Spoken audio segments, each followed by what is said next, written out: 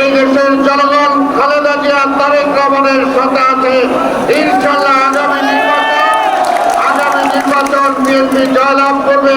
জয়লাভের মধ্য দিয়ে গণতন্ত্র ফিরে আসবে। আজকের এই দিনে এই কথা বলে আপনাদের সবাইকে ধন্যবাদ জানিয়ে আমার শহীদ হয়েছে। কার জন্য? বাংলাদেশের মানুষের জন্য। আমার নেত্রী খালেদা জিয়া, উনি খুব অসুস্থ, ওনাকে চিকিৎসা করতে দেওয়া হয় নাই। আমি কিছু কাগজপত্র আছে, ওনার চিকিৎসার জন্য আমি বিভিন্ন দেশে, বিভিন্ন জায়গায়, African Union, South African ambassador, foreign ministry, বিভিন্ন জায়গায় আমরা দৌড়িয়েছি তখন ওনার চিকিৎসার জন্য। এবং বাংলাদেশের ফরেন কাউন্সিলকে কয়েকবার টাকা রয়েছে ওনার চিকিৎসা ব্যবস্থার জন্য। আপনারা অনেকেই বলেন আমি দেখছি যে আমি কোথেকে আসলাম। আমি এই ওয়াসিম, আমরা যারা আছি, আমরা চাঁদপুর কলেজে রাজনীতি করছি।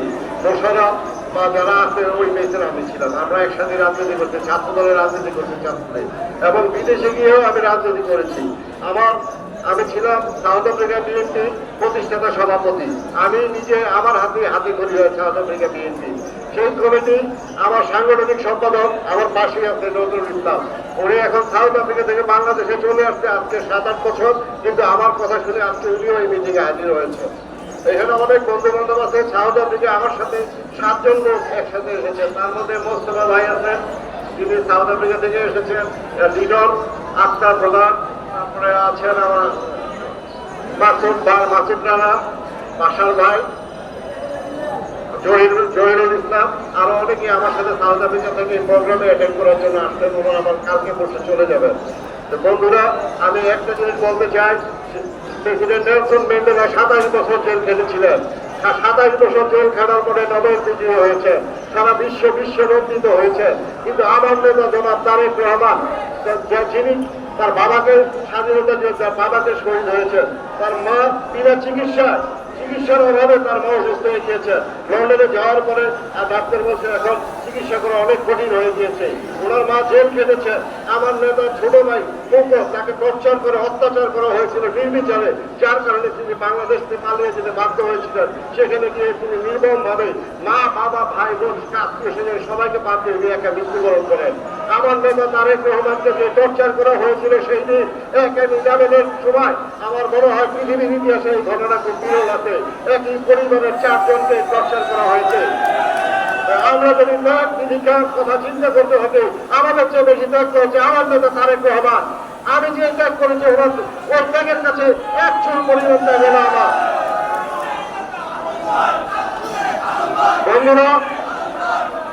বন্ধুরা, তারেক রহমান সাহেব যে 31 দফা দিয়েছেন আমাদেরকে, ওই 31 দফা আমাদেরকে পালন করতে হবে এবং ওই 31 দফার মধ্যে দিয়ে বাংলাদেশকে জাগিয়ে করতে হবে। বন্ধুরা, এই ব্রিটিশ সরকারের 16 বছর বয়সে বিএনপির কোন প্রচারণা কোনো কিছু ছিল না। এক সময় আমরা দেখেছি বাংলাদেশের স্কুল কলেজ সব জায়গায় শুধু ছাত্রদল। এখন আমাদের কোথায় ছাত্রদল? কারণ এই গত 17 বছরে আমাদের কোনো কর্মকাণ্ড করতে দেয় নাই। তাহলে আপনাদেরকে আমি একটা জিনিস জানাতে চাই, আজ থেকে 17 বছর আগে যেই ছেলের বয়স ছিল 10 বছর, তার বয়স হয়েছে এখন 27 বছর। তাহলে 27 বছর হয়েছিল এই সম্পর্কে কিছুই জানে না। আমি আপনাদের প্রতি আবেদন জানাচ্ছি, আপনারা যারা আছেন সবাই কর্মশালা তৈরি করেন, ওই বাচ্চাদেরকে, ওই শিশুদেরকে এই সম্পর্কে শিক্ষা দিতে হবে। আপনারা ধন্যবাদ ভাই, আমরা সতর্ক করে আপনাদেরকে ছেড়ে দিয়ে আপনারা চলে যান।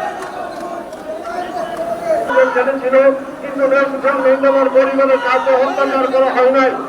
তারেক রহমানের বাবাকে হত্যা করা হয়েছিল। আমার নেতার মাকে বিনা চিকিৎসায় জেলখানে ঢুকে রাখা হয়েছিল। আমার নেত্রীকে জেল থেকে বের করে দেওয়া হয়েছিল।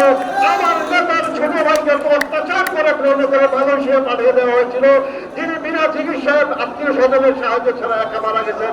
আমার নেতাকে উঠিয়ে লন্ডনে পাঠিয়ে দিয়েছিল।